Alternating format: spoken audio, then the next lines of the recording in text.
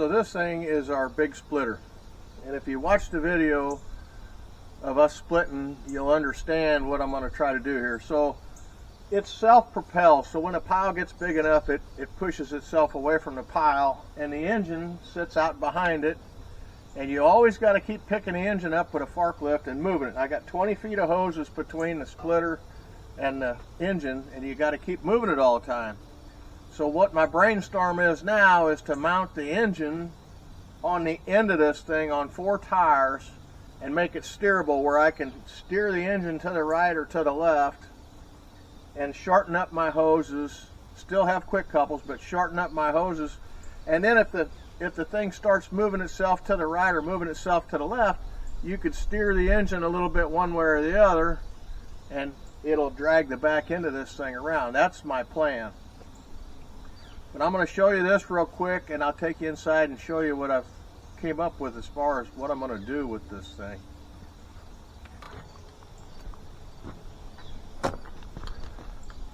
So the hitch on the front, if you want to take and pick it up with the Bobcat, you can move it around. It'll roll on the wheel on the back. It makes 8 pieces at a time. This is the log loader. It loads the log on. This piece over here, when the log gets loaded, this one comes up and keeps it from rolling off the other side of your table.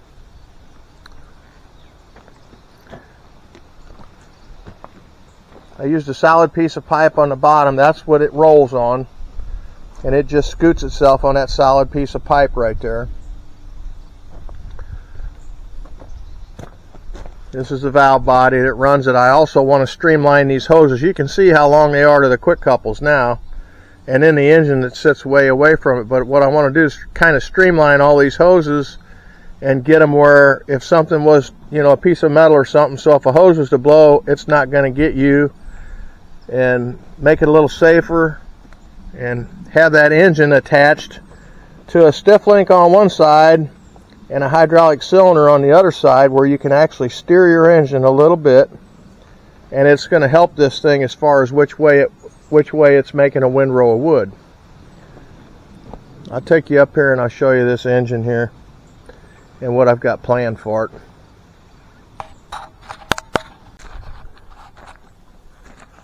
So here's my power unit, and we usually just scoop it up with a forklift and move it. Every time you're hooked up to the splitter, you got to keep picking this thing up and moving it. As the splitter moves, you got to keep moving this thing. Well, I'm trying to eliminate that. Then up here on the front, I'm going to do the same thing. I'm going to put a tire on the front on this side and put one on the front on the other side, and have it where it rolls, but still be able to disconnect the 2 pieces and haul it someplace. If you had a bunch of stuff you wanted to split, you could still split it apart in 2 different pieces, leave the quick couples in it, but shorten these hoses way up and make it a lot more friendly. So I changed my mind again. I decided that it would be a lot better if I put a ball here and put a receiver hitch on the back of my engine, and that way the weight of that back of that engine is going to sit on that receiver ball, plus it's going to keep it straight, plus it's going to let it pivot up and down just a little bit. I think I'm going to be a lot better off like that. So that's what I'm thinking now, is I got that all welded in all across the bottom, everything. I'm going to put a ball on there, and then I'm going to take and I'm going to build a tongue going across here underneath this hydraulic reservoir, and I'm going to put a trailer receiver hitch on it, and then I'll put my steering cylinder off to one side. I think that's going to work. I think it's going to work a lot better. It rolls real good on the concrete, but I'm kind of concerned about when it gets in the dirt how them skinny tires are going to hold up. So I'm going to see if I can find me some fatter tires, or I might make some real fat tires. Either way, I think the trailer hitch is going to be a good plus. So we're going to try that, see how that works out for us. So I grabbed these tires off of an old grasshopper I had down there. They're a solid tire, rated for almost 500 pounds. They've got a grease fitting in them, and we drilled them, put a cotter key and a washer on there. I had him turn these on the lathe for me, so they'll be real nice, I think. Heavy duty, plus they're going to be taller and they're going to be wider, and I'm not going to have to worry about it sinking in the dirt so bad. I think it's going to be a lot better. So I'm going to put 2 of these on the back end of it there. So I built this hitch and put a 2-inch ball with a receiver on it here, and I put a piece on here for my steering cylinder to go on, and I'm going to let all the weight of this engine unit rest on the back of this splitter. I think it's going to be real fine, so I'll be able to steer it. We're shortening up the hoses now. We've got 2 of them shortened up. We've got the 3rd one to go.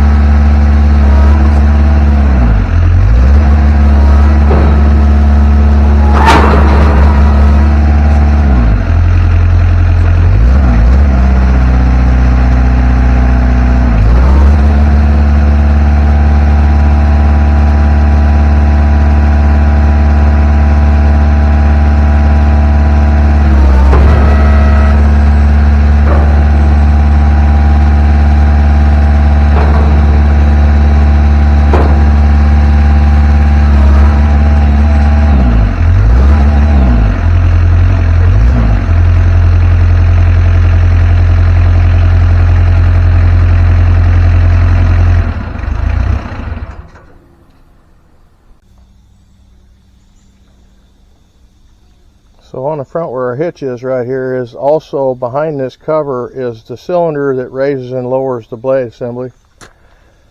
And you can see how heavy duty we made these pins.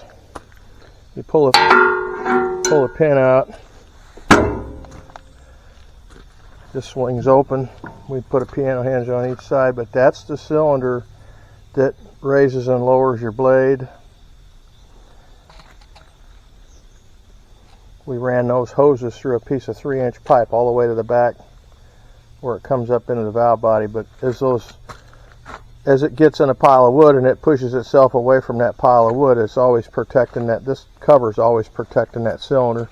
Plus it's strong enough that we put the hitch on the front of it, so it's really tough, really tough.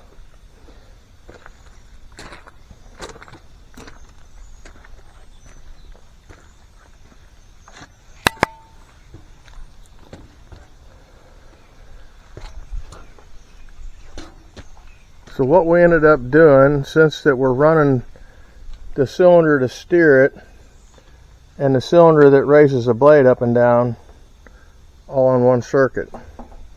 So what I did was I put 2 valves in, so you can select right here. Now you're going to be running the raise and lower the blade. If you lift them both up, you'll be controlling the cylinder that's going to steer the engine on the back.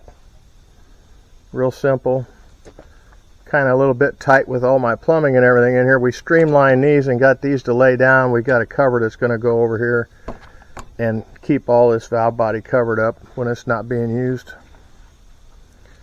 I got a little board today and I built a hood for it. I'm always out here covering it up with a tarp. I had some old sheet metal and I just decided to build me a nice little hood and help keep some of it out of the weather. But real simple. I'm going to fire it up and I'm going to show you the blade going up and down, and I'm going to show you the steering cylinder stretching in and out.